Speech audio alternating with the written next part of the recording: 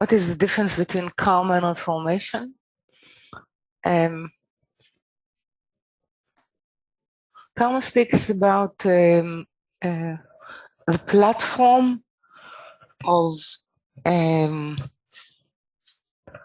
that you acquired on this life, which is to do basically, as it has to do with one can say the produce of your acts. Okay. And it speaks about the soul level or the consciousness of something that almost has a sense of recycling. Okay. Actually, Reformation speaks about the possibility to be rescued from the recycling mode.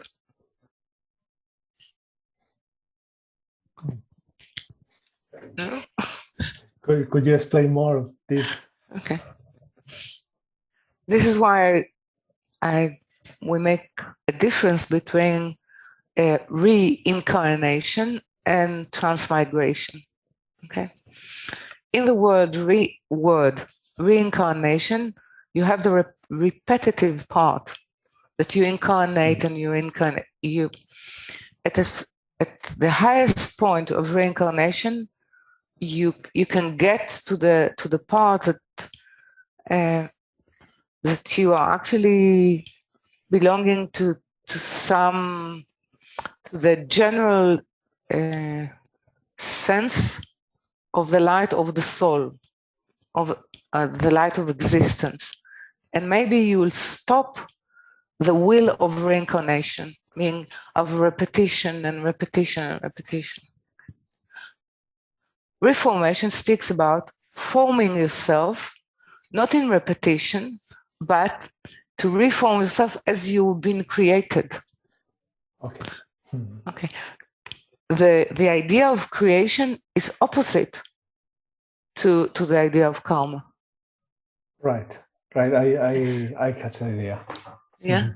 Yeah. Because in karma there is no creation and there is no creator.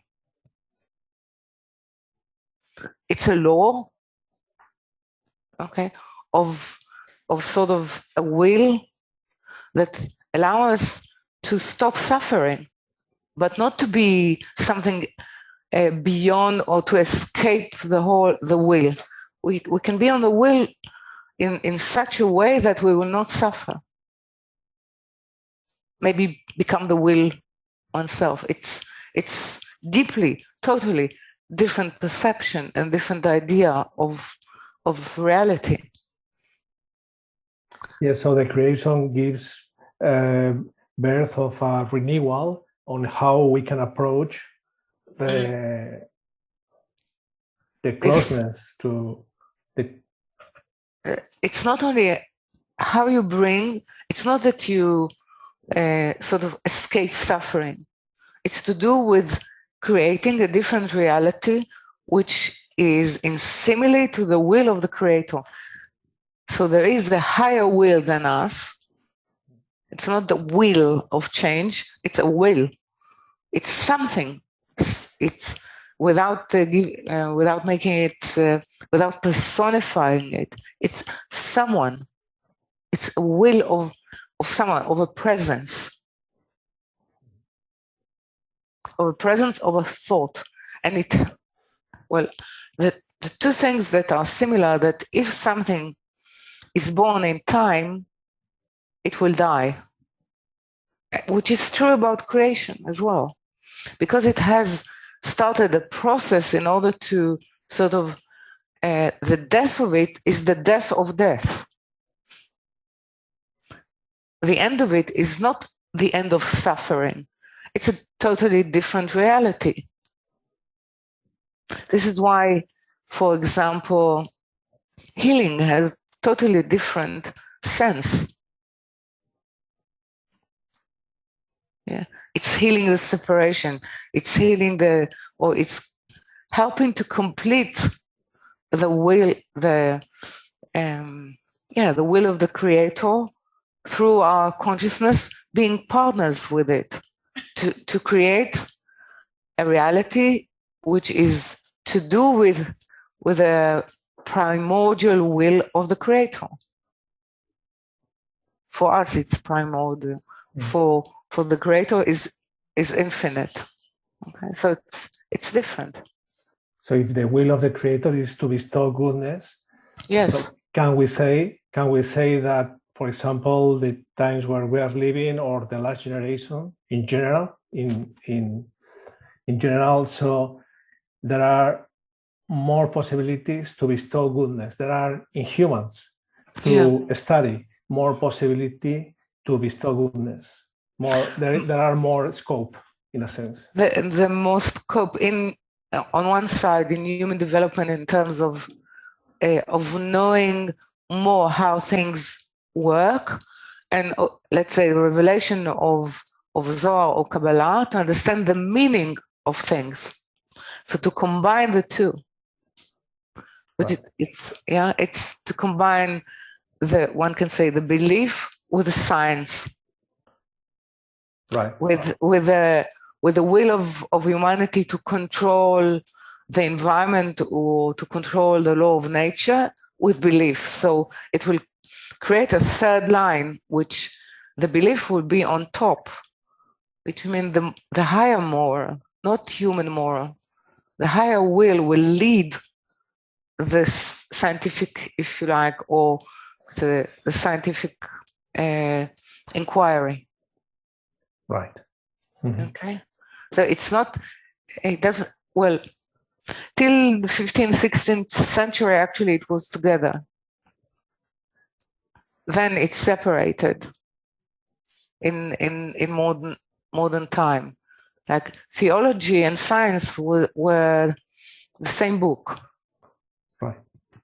Okay. Mm-hmm. This is why a lot of scientists like Newton or even Copernicus or definitely Galileo, their idea came from Kabbalah.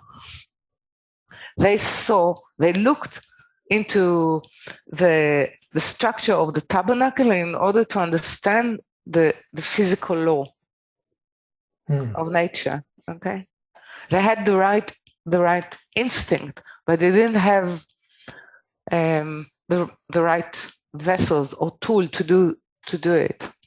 Okay, so since, let's say, 16th, 17th century, the separation is that it will not be the same language. Wishing to know the meaning and wishing to know how things work were separated, which is a deeper separation in human consciousness and soul. Mm-hmm. Okay, this is where blame comes into the picture. This is where actually the disguise and this kind of religiosity. You see, it's where the custom of dressing up in costume, meaning to hide your let's say everyday identity with a costume, or to disguise oneself with something that you would wish to be.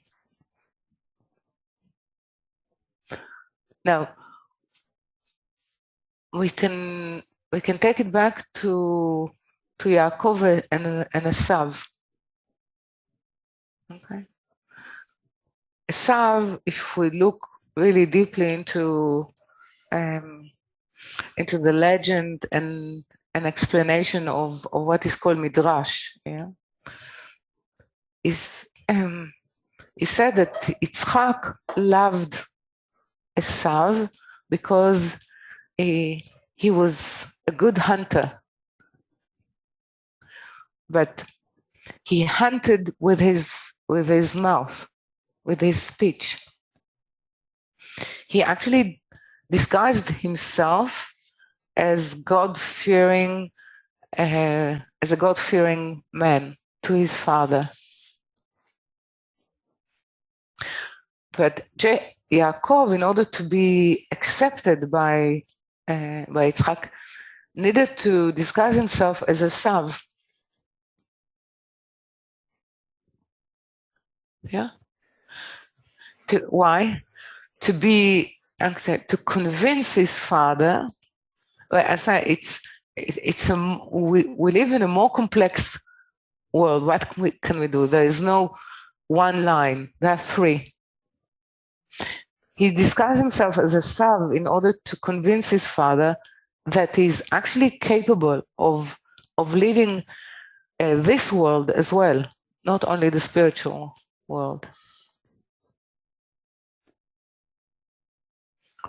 And actually, the plight of this world is the cry of a Sav that even the control over this world is being taken from him, and till our generation, it will be given to him.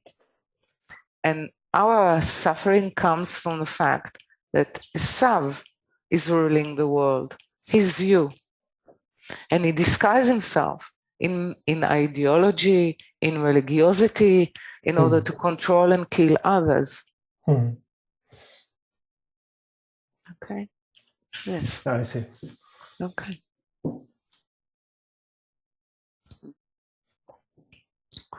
Now the question is how Yaakov in ourselves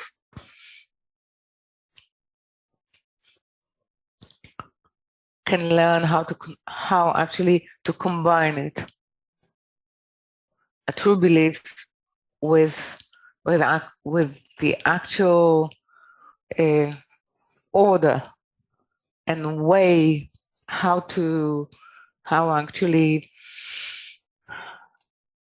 what kind of principle will rule our world. This is the fight that we're in the midst of. Okay. Yes. Mm-hmm.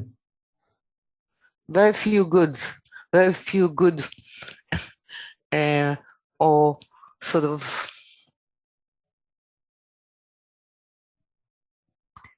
clean intention are involved in what we see. Okay. So this is where prayer comes into the picture. It's a prayer for clarity. It's a prayer to be able to see, not in order to judge and accuse, but in order to lift, in order to allow the circle of light to include more people. Okay.